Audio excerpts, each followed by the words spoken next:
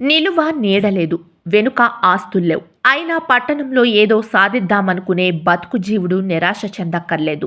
ఉన్న చిన్నపాటి ఉద్యోగాన్ని కాపాడుకుంటూ వచ్చిన కొద్దిపాటి మొత్తంతోనే కోట్లకు పడగలెత్తొచ్చు అంటున్నారు ఆర్థిక సలహా నిపుణులు.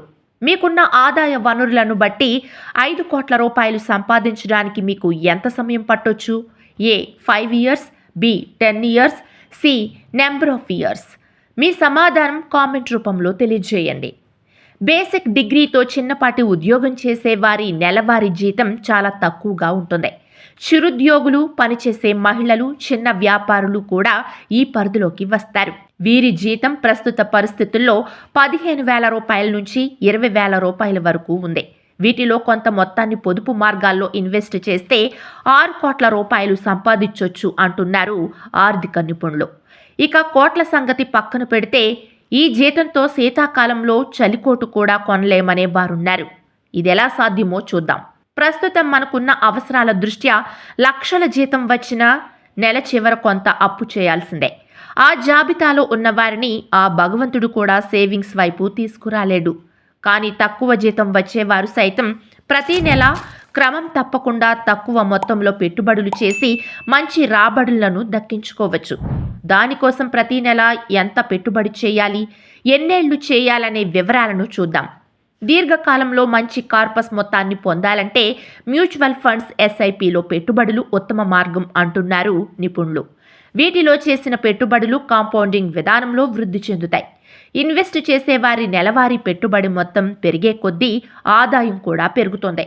ఈ క్రమంలో 2,000 రూపాయలు నెలవారీగా ఎస్ఐపి విధానంలో 40 ఏళ్ల పాటు క్రమం తప్పకుండా పెట్టుబడి చేస్తే 40 ఏళ్ల పాటు చేసిన పెట్టుబడి మొత్తం 9,60,000 రూపాయలు అవుతుంది. ఈ క్రమంలో వార్షిక రాబడి 15% వడ్డీ చొప్పున చూస్తే 40 ఏళ్ల తర్వాత వారికి 6,28,07,511 రూపాయలు లభిస్తాయి. ఈ నేపథ్యంలో వడ్డీల రూపంలోనే 6,18,47,511 కోట్లు వారికి వచ్చే అవకాశం ఉంది. Mutual funds systematic investment plan పెట్టుబడులు చేయడానికి ఒక ప్రామాణిక పెట్టుబడి పథకం. ఇందులో మీరు ప్రతి నెల ఒక నిర్దిష్ట మొత్తాన్ని పెట్టుబడి చేయాల్సి ఉంటుంది. ఈ విధానం కాంపౌండింగ్ వడ్డీ పద్ధతిని ఉపయోగించి పెట్టుబడులు కాలక్రమంలో పెరుగుతాయి. అయితే సరైన పెట్టుబడులు చేయడం ద్వారా మీరు దశల వారీగా మీ సంపదను దీర్ఘకాలంలో పెంచుకోవచ్చు. ఈ పథకంలో మీరు మొదటి సంవత్సరంలో పెద్ద మొత్తం పెట్టుబడి చేయకపోయినా ప్రతి నెల క్రమం తప్పకుండా పెట్టుబడులు చేస్తూ పోతే కాలం గడిచే కొద్దీ వాటి వృద్ధిని చూస్తాం. ఆ క్రమంలో 40 సంవత్సరాల కాలంలో మీ పెట్టుబడులపై 15% వృద్ధి మీ సంపాదనకు తోడ్పడుతుంది. ఈ విధంగా దీర్ఘకాలంలో పెట్టుబడులు చేయడం ద్వారా మీరు పెద్ద మొత్తంలో సంపాదించవచ్చు.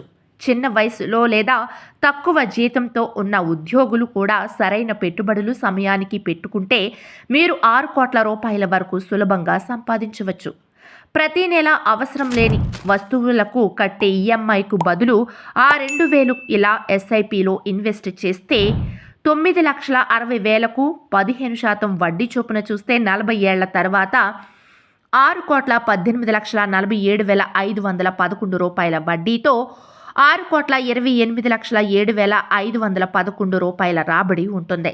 రిటైర్మెంట్ టైంకి మీకు అంతకన్నా ఏం కావాలి?